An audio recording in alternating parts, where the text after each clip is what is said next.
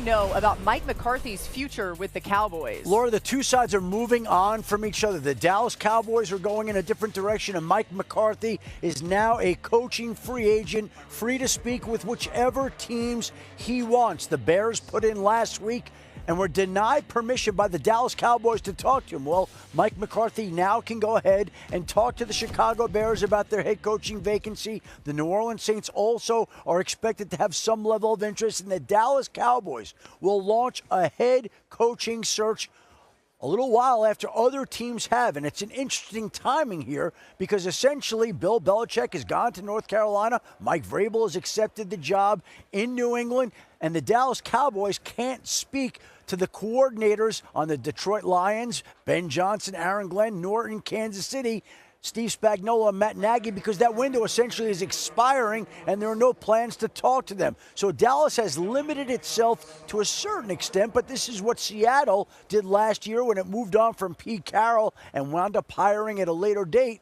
Mike Macdonald, the former defensive coordinator of the Baltimore Ravens. There's now a massive challenge in front of Jerry Jones and the Dallas Cowboys to find a successor to Mike McCarthy, and the Cowboys' search for a new head coach is now underway.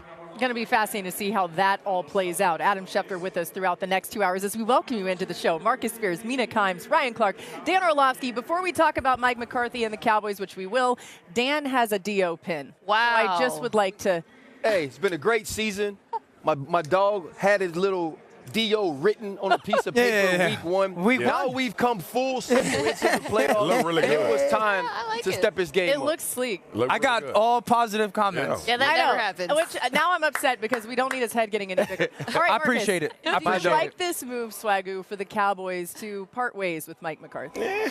You know, look, Mike McCarthy over his team was 50-36, and he had 3 years of winning 12 games, and obviously the conversation around Dallas revolves around, can you make a deep playoff run and win a Super Bowl? I think we beyond what the record is going to be in the regular season, because if the regular season record mattered, I don't think Mike McCarthy would be out of a job, especially the way he was able to galvanize his team at the end of the season when they had absolutely nothing to play for. It's always about the culture, though.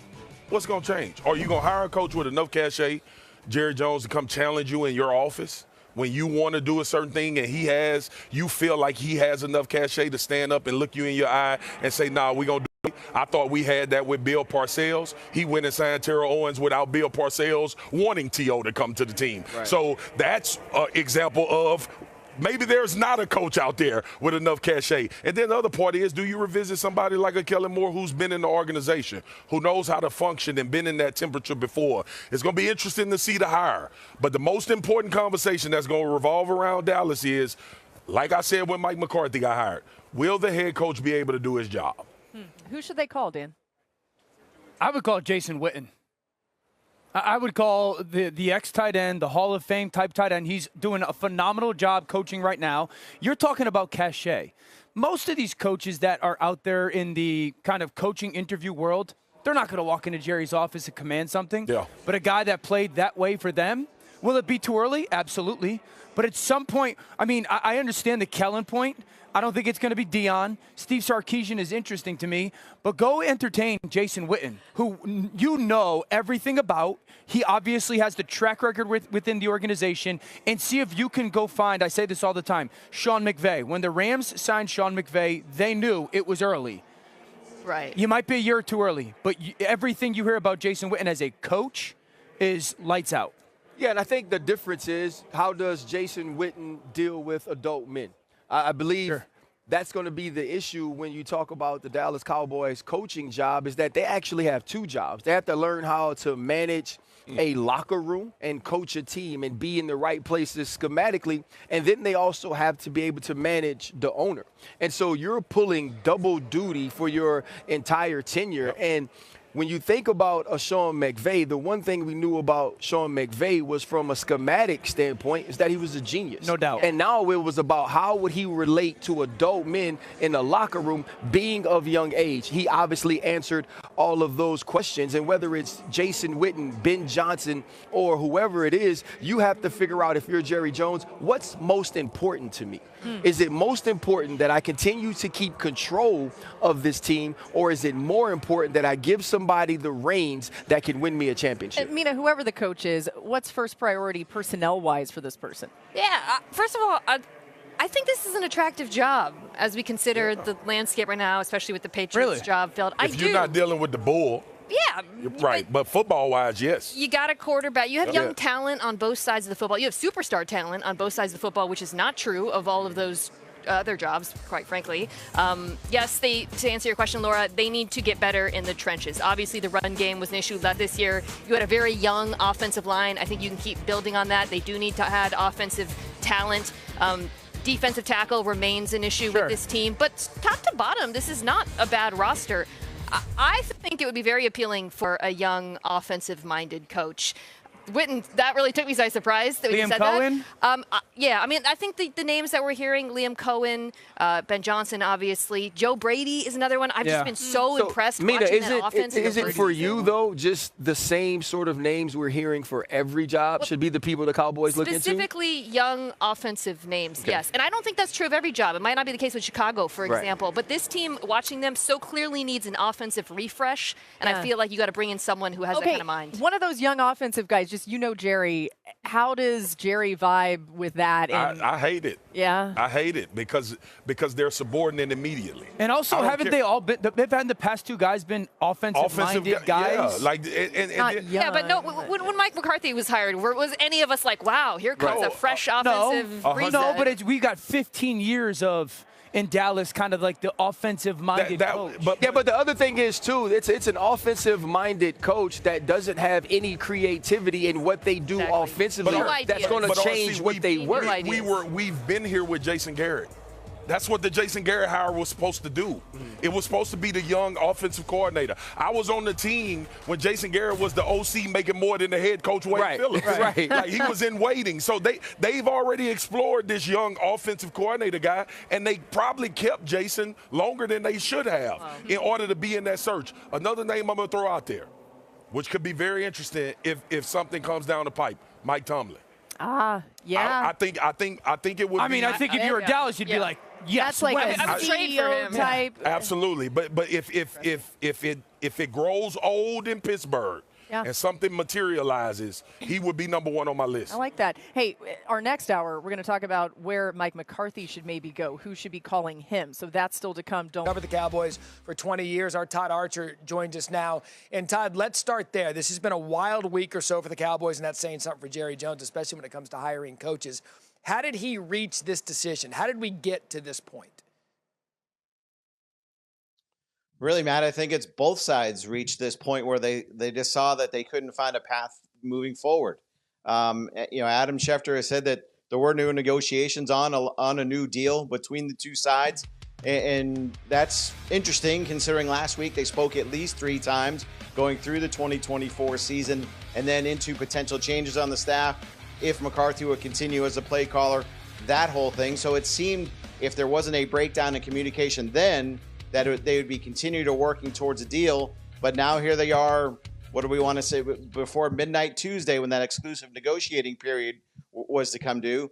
The Cowboys walk away, Mike McCarthy walks away, and now we see if the Chicago Bears and New Orleans Saints get involved for McCarthy, and now we see Jerry Jones begin his 9th search for a head coach.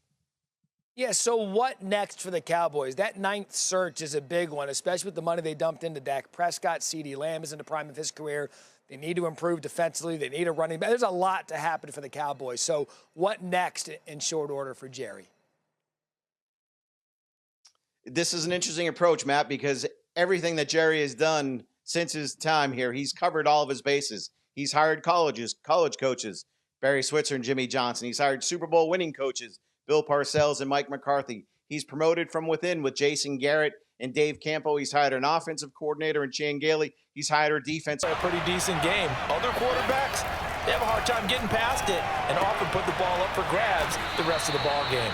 And a productive gain out to the 14 after starting at the 7. It's a gain of 7. 7 yards the pickup there. 3 yards remain for second down.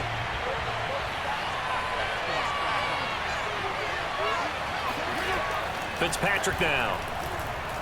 Slings this deep from McLaurin. It got his man complete.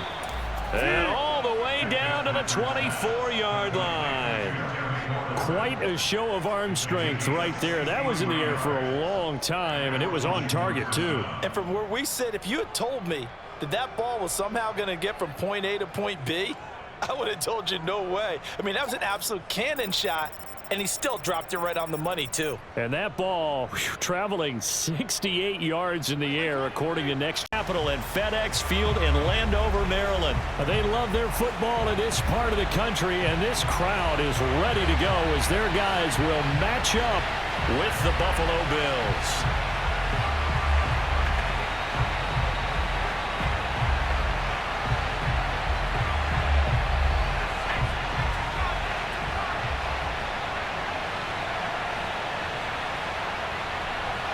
Two teams more than ready to get this one started. And we are underway from FedEx Field.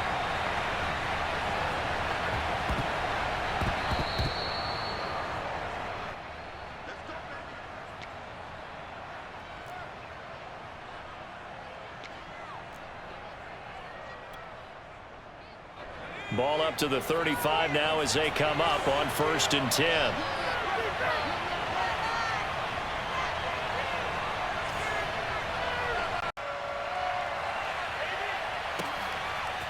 Bringing it out of his end zone, Isaiah. And all deep in his own territory. He coughs up the football. That's what it is, baby. That's and what he it will is. score. Touchdown, Washington. John Bates. Excellent work there to get in on the touchdown run. And Washington has tied the ball game with the extra point still to come. Now it's Hopkins to add the extra point. And with that, his guys take the lead here by a point.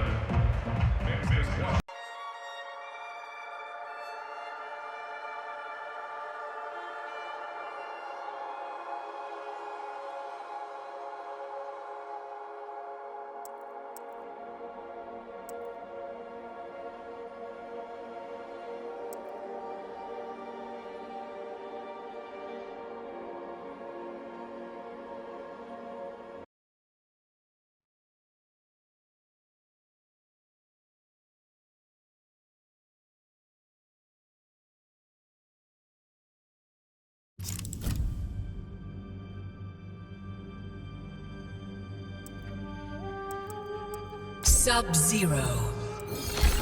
Sit down.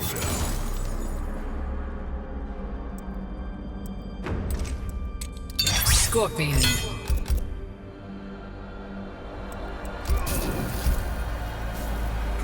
Special Forces Desert Command.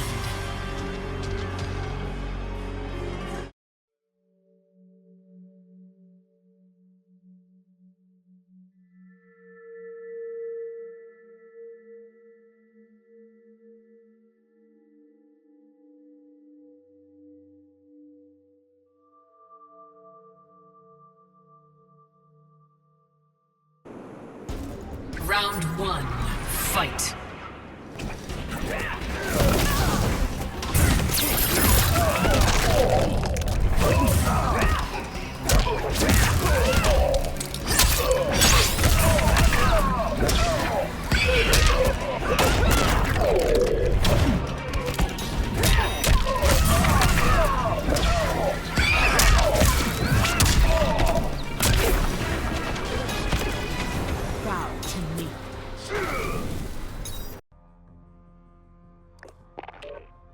You want to run some blood money?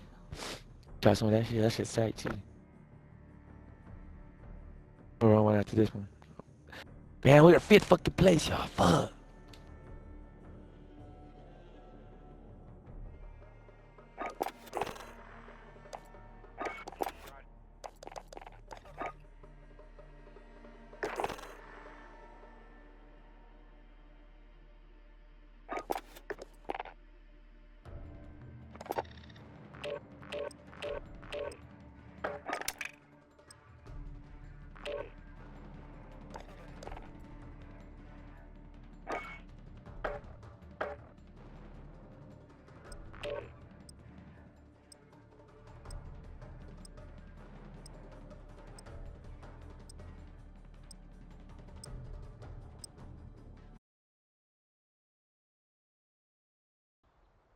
Lose.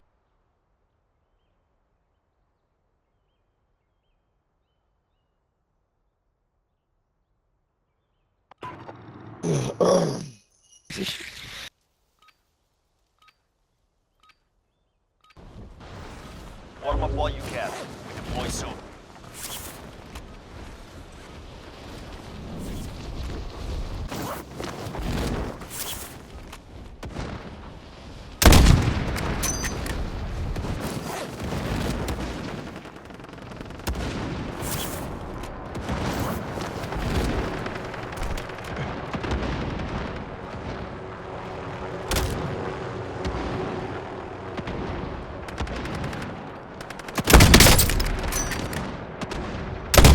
Hehe